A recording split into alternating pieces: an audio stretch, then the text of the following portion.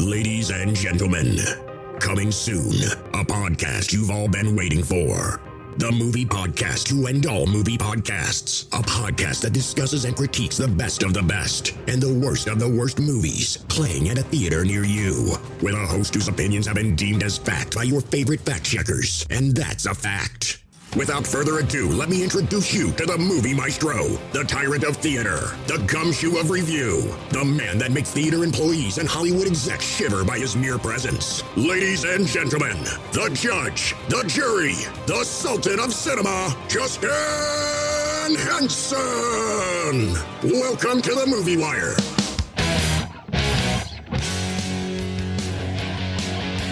Welcome to this week's edition of The Movie Wire. I'm your host, Justin Henson, and welcome to the show.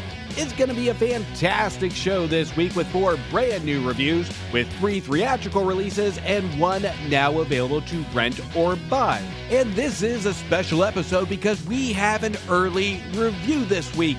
This week on the show, they came for our love in Landscape with Invisible Hand.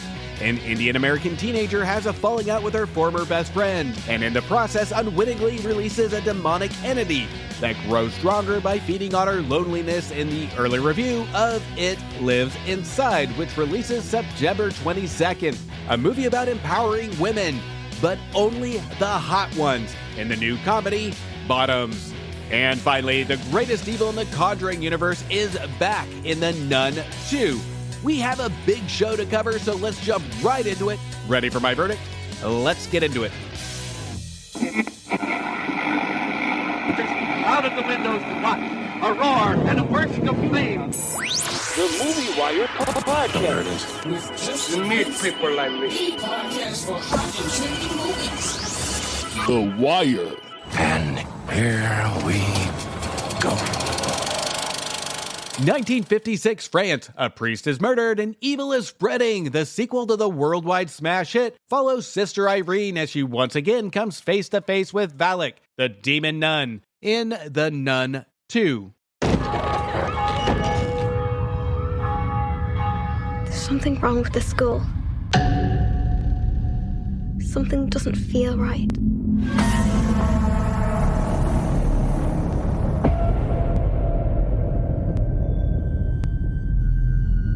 Sophie, what happened?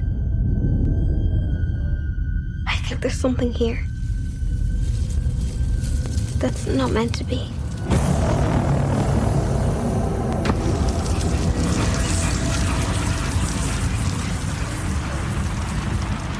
What did you see? I saw a nun.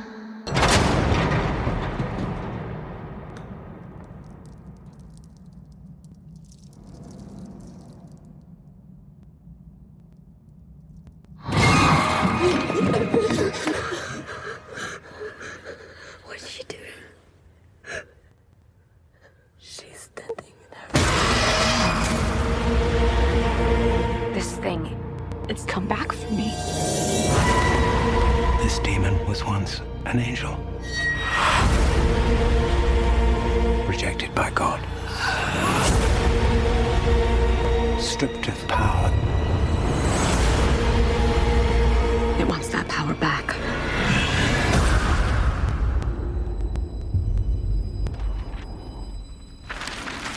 It's okay to be scared. I'm scared too.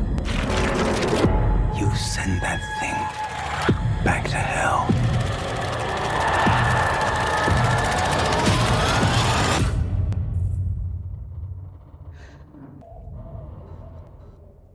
Now, so far I've been pretty happy with the Conjuring movies and some of the spin-offs. The Nun 2 will not be one of them. Now, it was no shock that these characters would eventually get their own spin-off. These horror figures in the Conjuring universe obviously were very popular with audiences. From Annabelle to The Nun. Now, The Nun was first introduced in The Conjuring 2, and to me, The Nun was the most terrifying than Annabelle could ever be. It added something just a tad different than yet another killer doll. Along with the design and the pure fact of the symbolic figure of purity, and good turns into pure nightmares. Now, the design of the nun is a solid villain, What's important is the surrounding cast and the actual story to support the terror of our demon. And of course, one of the most important pieces is building an environment to place our terrifying nun in. I would love to say that the first Nun did an excellent job executing this, but it didn't. And what the Nun 2 does is pretty much that of the same, but it adds a level of pure frustration of what it could have been. The Nun 2 brings back Sister Irene that battled the demon 4 years prior in 1952. The year is now 1956, and she has been informed the return of our demon Valak, who is traveling across Europe. We also bring back Maurice from the first film, played by Jonas Bloquet, who works as a groundkeeper at a boarding school, of which our demon now inhabits. Now, here's where the spin-off movies miss the mark. It ignores and really disrespects the tone and the feel of the core Conjuring films that build the environment and the setting along with the characters, to the point it truly feels as not an extension of the Conjuring movies, but rather the filmmakers just kicking up their feet and saying, hey, we're just gonna kind of do our own thing. And it just doesn't work. The Nun 2 fills this movie with my biggest pet peeve in horror, which is cranking up the audio after pure silence to give us a bolt of sound to make us jump. For example,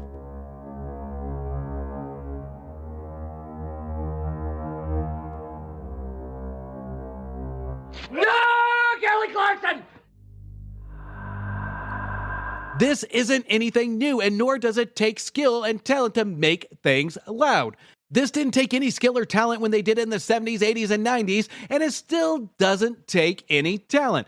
With all the advances in technology, new ideas, and things we've learned from the past, it amazes me that creators are still using this strategy. I've become numb to this strategy, and I will purposely let out an automatic yawn when this happens. When we get that loud jump scare from the audio, this is the director saying, I don't really know what to do to scare you, so here we go.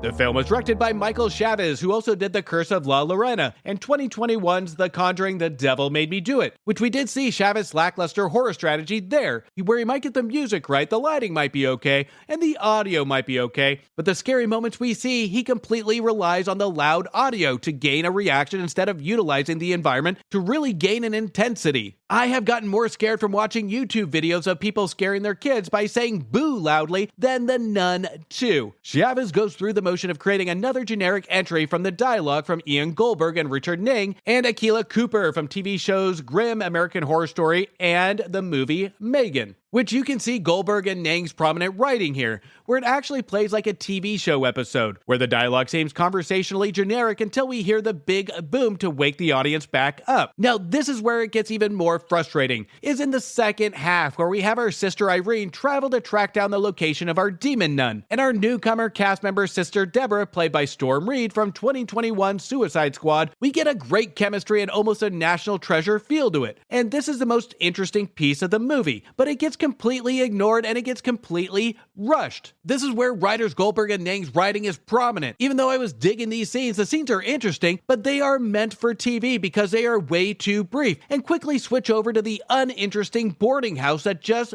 feeds us loud jump scares. Now, we do have some good shots, some creepy visuals, and some intrigue to the origin of the nun, and almost a sense of adventure. But that's my biggest thing, is the adventure piece, or the investigation into the nun, was the most interesting dialogue-driven piece of the movie, and we see this with the Conjuring movies as well. The investigation is what makes these movies help build the tension, but instead we just get little teases of greatness and what the nun should have been, versus the generic, soon-to-be-forgotten film that we got from its predecessor. But a majority of the shortfalls are more prominent in The Nun 2, where it learns nothing from its shortfalls from the first film. This is my problem with films like this, is that they take a good villain and piggyback off of a decent franchise that did well in the box office, then they say, that's good enough, that'll fill some seats, but some will say, that was scary. But when we ask the same people 5 years from now, nobody will remember this film. The Nun 2 offers some cheap jump scares and thrills for those that have never seen the original or any of the Conjuring movies.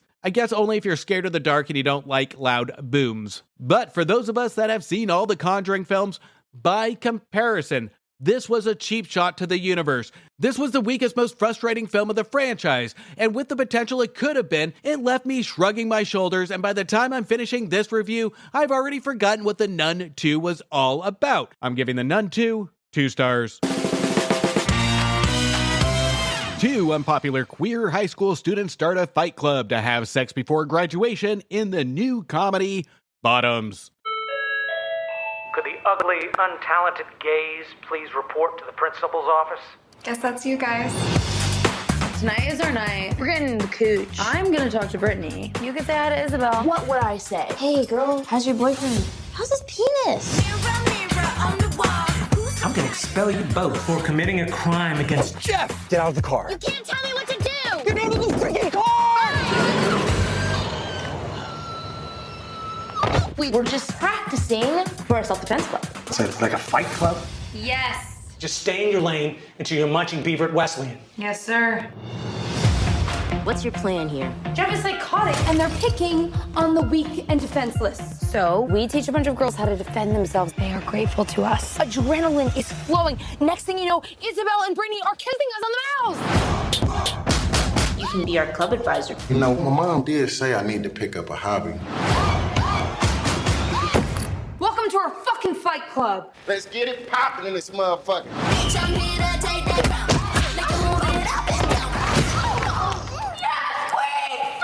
I want that trophy. To have a safe space like this, it means a lot to people. I'm gonna finally reverse stalk my stalker. Yeah! I'll be able to kill my stepdad. Awesome. Okay. He seems so supportive of women, especially the hot ones. Men ain't therapy. Are you cheating on me? No! I literally saw you yesterday. Shut up, nerd! I fucked your mom!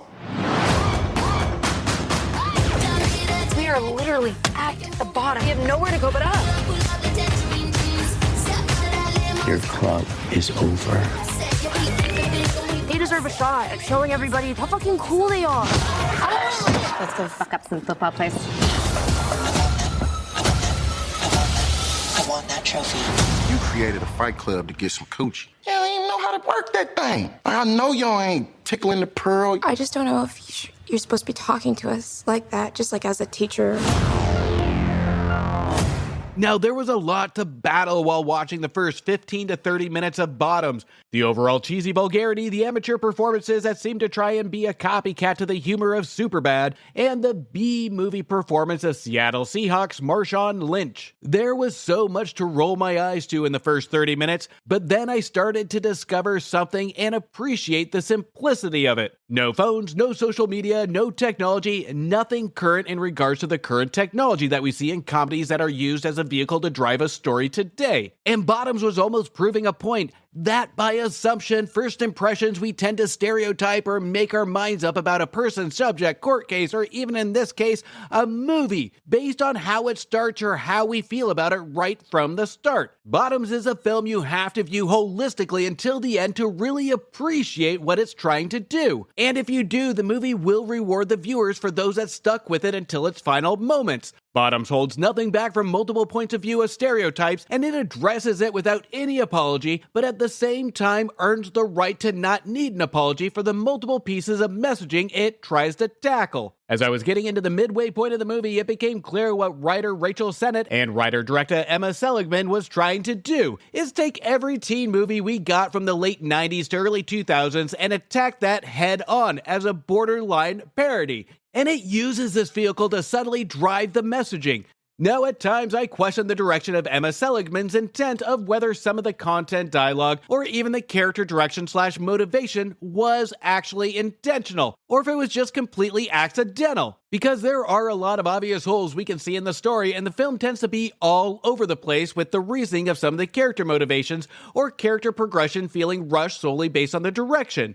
But it's the direction here that walks a line between absurdity and abstract. But the one thing that stands out is how extremely confident the movie is. And I can't help but lean towards that this was intentional. Bottoms follows PJ, played by Rachel Sennett from Bodies, Bodies, Bodies, and Josie, played by Ayo Adebayo from the more recent theater camp and the voice of April O'Neil in Teenage Mutant Ninja Turtles Mutant Mayhem. The two have been best friends all their life and fully open and out about being homosexual, and their goal this year in high school is to get laid, with each one having a crush on the most popular girls in the school. PJ wants Hazel, played by Ruby Cruz, and Josie is attracted to Isabel, played by Havana Rose, with each one having a crush on the two most popular girls in school. PJ wants Hazel, played by Ruby Cruz, and Josie is attracted to Isabel, played by Havana Rose Liu, the girlfriend of Jeff, played by Nicholas Galazine, the most popular guy in school and the school's quarterback for the football team. PJ and Josie, being outsiders in the school, can't get a fair break in the school against the popular kids, and they feel they can't score a chance at their two attractions, so they create a fight club.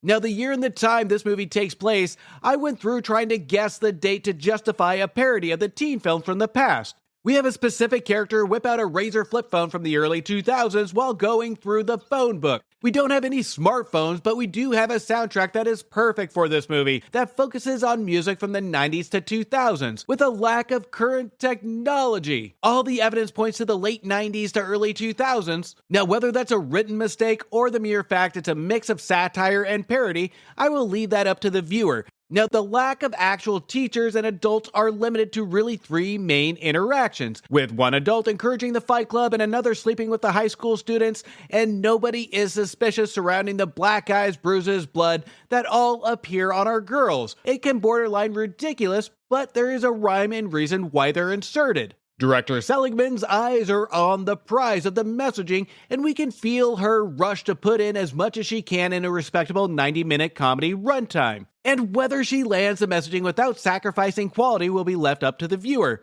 But to me, the messaging, even though the most important point of the movie, also acts as Seligman's worst enemy. As we see in the first half of the film, the story takes a while to warm up and really connect to the audience.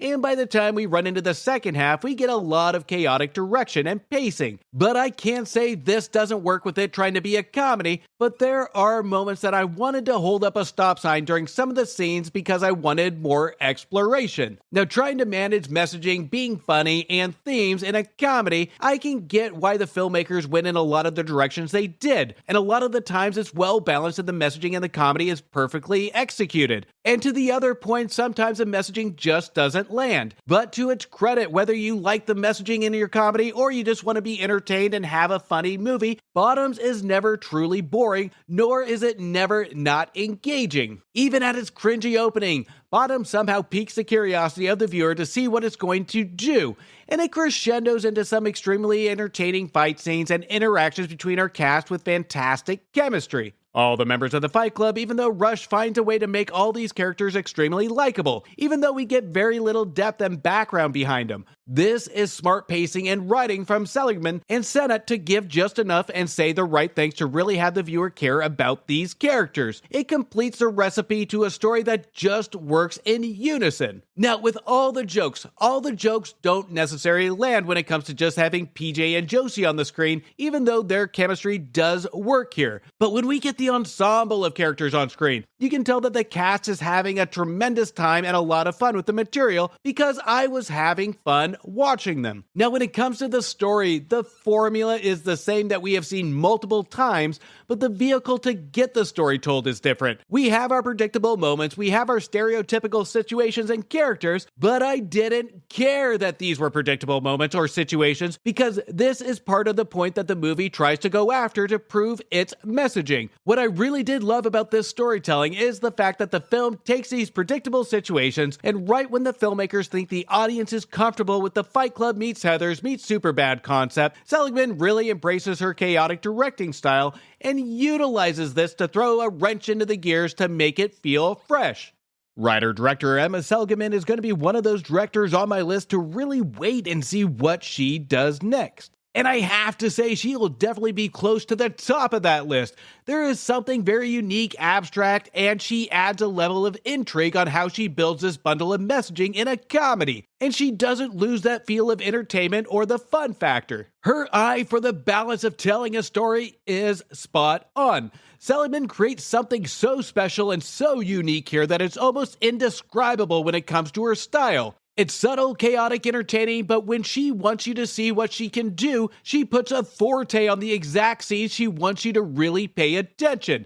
The next couple of movies she does will really tell the tale of what kind of director she is, whether this was a one-hit wonder or if there's a rhyme and reason to what her style is. It's been a while since we've had a really good teen comedy. Some may interpret this movie as just a copycat, rush-dumb comedy, or just completely unbalanced, but I see it differently. This is a movie that if you didn't get it or didn't understand what it was trying to do at first watch it again. This is the type of movie that may need multiple viewings to truly appreciate what it's trying to do. But realistically, this movie isn't going to be everybody's cup of tea. But I have a feeling this is one that I will still be talking about 20 years from now. I'm giving Bottoms 3.5 stars. Let's all go to the lobby. Let's all go to the lobby.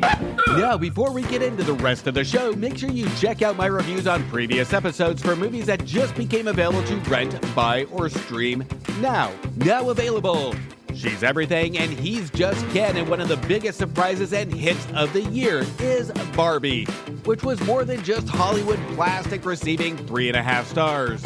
A group of friends decide to play with a haunted hand with terrifying results in Talk to Me, which was a refreshing, engaging ghost story, receiving 3 stars.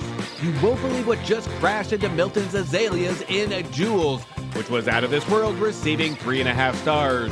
The Teenage Mutant Ninja Turtles are back in a story and a visual style that the new, old, and current Turtles fans can all enjoy, and it cowabungaed its way to 3 stars. And finally, It's Not Real is the tagline to The Boogeyman, which I would have rather see a monster in my closet than to see this movie again, receiving 1.5 stars.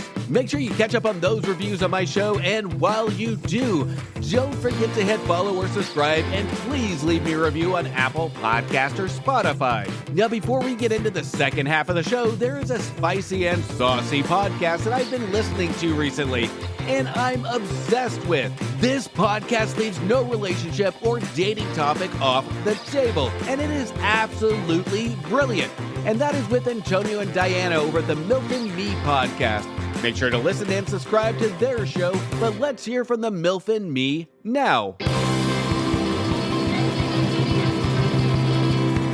Face it, dating sucked in your 20s, gets worse in your 30s, and your 40s, forget it. It's a cesspool out there, and we're your flotation device. Join us weekly for saucy chat, ridiculous love gurus, and MILF-worthy fun to spice up your life. The Milf and Me Podcast. Every Wednesday on your favorite pod platform. And the milfandmepod.com. The Milf and Me Podcast. An American teenager struggling with her cultural identity has a falling out with her former best friend, and in the process unwittingly releases a demonic entity that grows stronger by feeding on her loneliness in the early review of It Lives Inside, which releases in theaters September 22nd. When Tamir and I were kids, my mom used to tell us stories.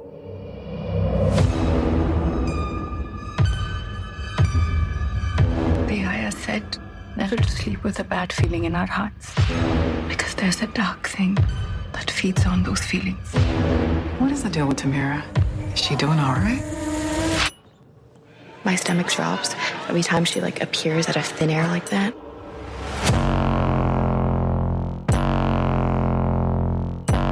There's something in here. You can't see it.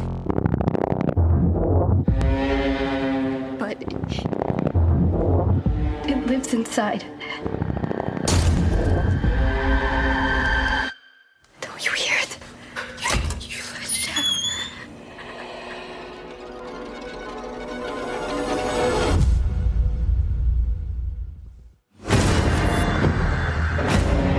It needs to tenderize the soul by attacking your sanity, isolating you from those who love you. And if anyone tries to help you, it will hurt them. Why are you whispering? It's listening.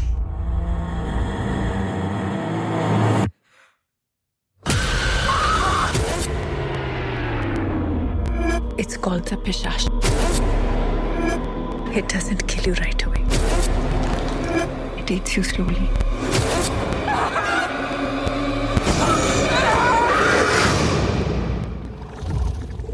When it's ready,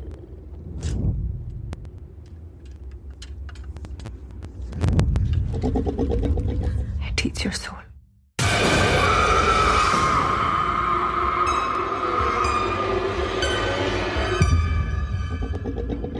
There is a lot to respect with It Lives Inside on what it's trying to accomplish. It's trying to introduce audiences to something new. It's showing viewers a new horror concept from the Indian mythology of relief. It's putting the viewer in front of a family we are not used to seeing in the States on a big screen horror movie, with a style that feels independent to such films as It Follows. But this is where it also lies the problem with the movie, that if you're going to attempt to show us something new, with great power comes great responsibility. While I do respect the attempts, and at times I am intrigued by what they're trying to do, writers Bashish Datu and Ashisha Mehta skip over the intriguing parts and show us things that we have already seen before. But they do give us an environment and setting of an Indian American family, but it goes into generic horror territory and doesn't adjust itself to show us anything really new. Now, the film was directed by Bashal Dutta, who again has a writing credit here, and this is his first major theatrical release. And I don't want to discredit the fact that as a director, he gets so much right here when it comes to the technical aspects. His tone, setting, and lighting do create a natural environment that may not seem overly scary or haunting, and that's okay to create a natural environment and tone to keep the audience guessing on what's going to happen next, but you have to have it lead to something surprising, something that the audience wouldn't expect. And if this is the tone we are going to get for the entire runtime, then at least introduce us to something different. There are moments that truly do shine with tensity,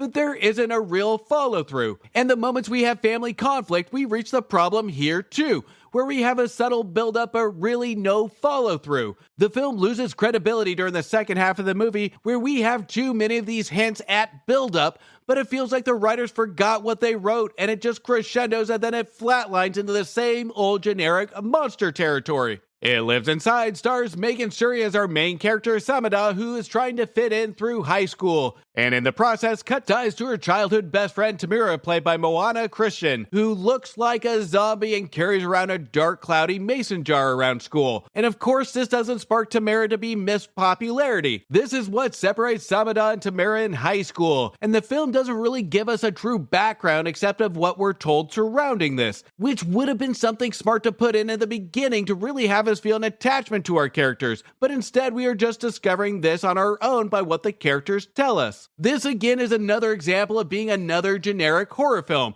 Now, what Tamara is carrying in a jar is a demon that feasts on negativity and loneliness. Tamara and Samada have a confrontation, and the mason jar with the demon inside breaks, and now we have a plot of Samada being the target of this demon. Now, the most interesting, likable part of the film is the likability of Samada's family and the Indian culture, but this was a missed opportunity to really utilize the family element to create not only some high stakes in the build-up for our climax, but also to educate the viewer and truly show us something new. But the picture just treats it like it's thrown in or as an excuse to have our demon thrown in, like they went down the monster list of what Hollywood hasn't used yet. And this is a complete shame and almost frustrating, because I thought this film was going to lead to at least showing us something new. But instead we get a cast of characters that are just so poorly balanced, but actually well performed by the entire cast. The movie teases at something special, but it never gets there. The performances are so good here, but the writing of the character is the issue.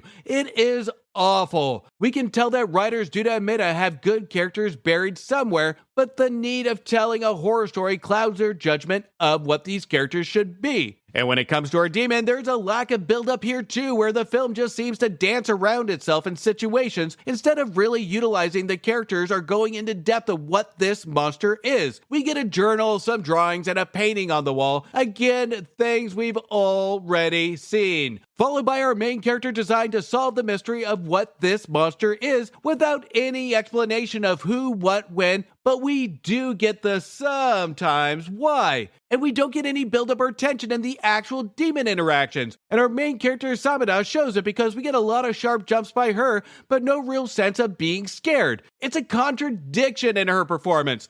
During all other scenes, she does a fantastic job, but when it comes to scary or tense moments, even she doesn't seem bought into this horror concept or the motivation of director Duda. Director Duda brings a lot of subtle style, but when you have subtle writing to go along with it that goes nowhere, the two combined leaves us with a movie that will be forgotten in time, and forgotten fairly quickly. It Lives Inside was a missed opportunity to be something unique, but writers Duda and Mehta don't seem to embrace the intrigue of what they are writing. By the end of the film, it just becomes another generic horror movie with no bite or realization of what they really have in their lap, and that could have been something special.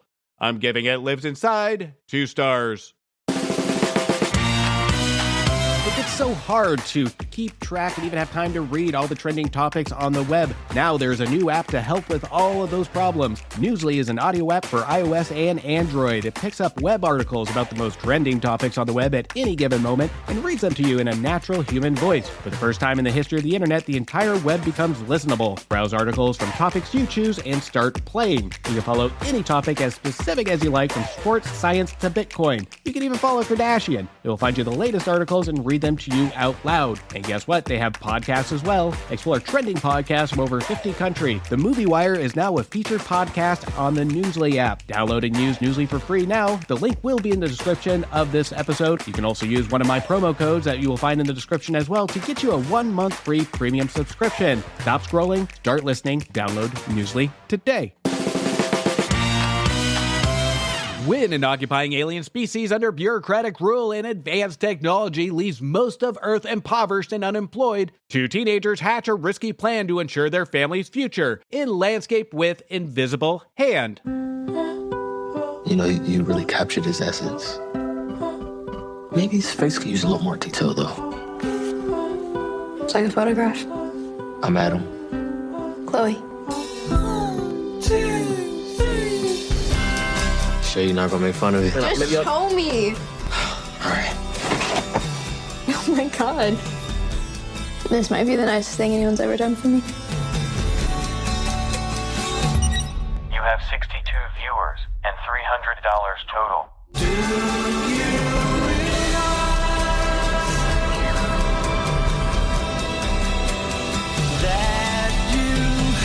They don't have love in their culture. They find romantic stuff super exotic and interesting. They watch you go on dates. Family dinner is one of our most cherished human rituals. Do you have to do this right now, Chloe? You're not supposed to talk about the broadcast on the broadcast. We're floating in space. Hey, would you keep that shit out of my line of sight? Why don't you keep your shit out of our line of sight? You didn't invent courtship broadcast, bitch. It has recently become obvious you are deceiving your viewers. What? Deceiving? The title of your broadcast is Adam and Chloe in Love, and yet you are not in love. I want you to repay all funds you have received. Wait. We've already spent everything we made just to live. Then I will take you to court, and your families will be in debt for approximately 6 generations.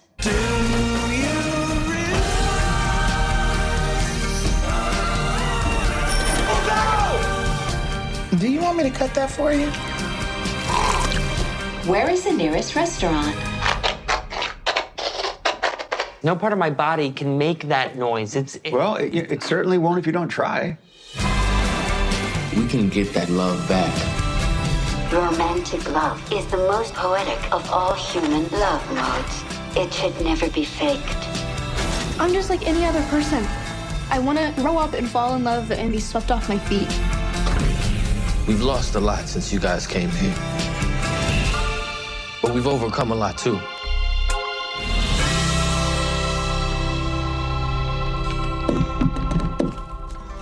Landscape with Invisible Hand will never be debated on how ambitious it is, especially when it comes to its heavy-handed social commentary. That at times the filmmakers have confidence that they make some good points, but it comes across so in your face, like somebody is trying to get their point across by over-talking and yelling what their point is, hoping you actually get the point they're trying to make, just because they're talking loudly.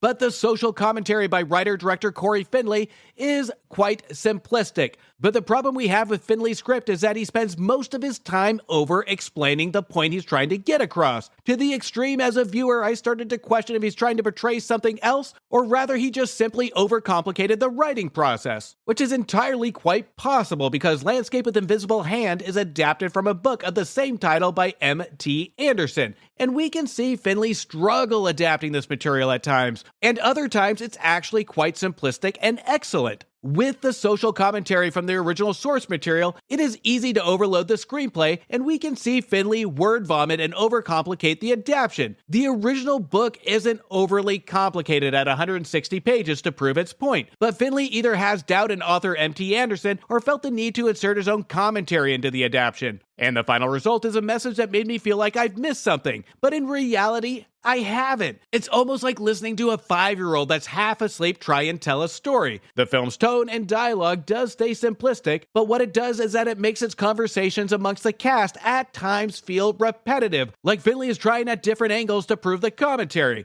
Now let me try and break it down in a simplistic way. Aliens come down to Earth and partner with business leaders instead of world leaders. They inhabit the Earth and the business world capitalizes on these aliens' technology. As a result, we get cheaper production costs that cut down on natural resources, and humans inherit a device that looks like a Bluetooth headset that acts as a sensor for our heads that teaches us, watches us, and informs us. And of course, this leads to a domino effect of cut jobs and reliance on our aliens. Now, if you can find a hint of a symbolic message in my simplistic synopsis, I've just saved you an hour and 45 minutes of the messaging Finley tries to get across, and it will save you the frustration that I had wanting to stand up and shout, "We get it! Move on! Next topic!" Because with how much time the writing spends trying to prove this point, I felt like we missed out on some more interesting scenes, characters, and interactions that felt too brief to truly make this movie stand out. The eagerness of becoming a social commentary was ambitious, but it leads to its own downfall when it comes to the proper balance, and I felt like I was listening to a fundraiser presentation versus having any sort of substance. When Landscape with Invisible Hand steps away and takes a breath from the messaging, we get some truly memorable scenes and fantastic performances, especially from Tiffany Haddish, who redeems herself from recent films like Haunted Mansion and Back to the Strip. Haddish plays Beth Campbell, mother to our main character Adam Campbell, played by Asante Black. These two have a fantastic setup for some truly great scenes, especially a welcomed-in family, the Marshes, a family down on their luck due to the changes from our alien visitors. The Marshes become homeless until Adam invites them to stay in their home until they get back on their feet, in which the entire Marsh family all have fantastic performances here, even though they are completely brief, including a completely underutilized Josh Hamilton who plays Mr. Marsh, Chloe Marsh played by Kylie Rogers, and Hunter Marsh played by Michael Gandolfini, the son of the late James Gandolfini. All these performances are fantastic, which is the most frustrating piece of it, is the fact that we get little screen time to truly build depth around these characters, with the exception of Tiffany Haddish, who has the perfect amount of screen time to really stand out and shine in this film. Tiffany Haddish, other than our CGI aliens, is the most memorable piece of this movie. Now, Finley's most notable credit is 2019's Bad Education, starring Hugh Jackman, and this is a movie I did enjoy his direction. And when it comes to Landscape with Invisible Hand, there is a lot to enjoy about his direction and tone that he sets in this movie. The most enjoyable, other than the performances, is the look and cinematography of the film. The production value is on point here, and Finley's direction is just fine. But I have to say, when it comes to film adaptations, this is where Finley needs to leave this to the professionals. Oh wait, maybe he can't. They're all on strike right now. Another good example of why we need to support our writers. Landscape with Invisible Hand is innocent enough when it comes to the story, but oh so heavy on the messaging and lacks any emotional stakes and no attempt to attach to the viewer to even care about the point it's trying to make. The movie talks at us instead of with us, and that seems counterproductive to the messaging it works so hard to preach. I'm giving Landscape with Invisible Hand 2 stars. And that's a cut on this week's edition of The Movie Wire. I want to thank you for listening and thank you for your support. You can also show support by following me on Instagram, X, and Letterboxd at Movie Wire Show. And don't forget to leave me a review on Apple Podcast or Spotify. Until next week, do me a favor. Make sure you stay for after the credits to show the respect to those that put their blood, sweat, and tears into making a feature film and support your local movie theaters. A verdict has been made on this episode of The Movie Wire by your host, Justin Henson. He thanks you for listening to the show. You can follow Justin on Instagram and Twitter at Movie Wire Show or visit his website, www.themoviewire.com. Oh, and don't forget to leave a review on Apple Podcasts and Spotify. I'm sure he'd love to hear from you. Until next time, we will see you at the movies. Thank you for bringing me to the movies.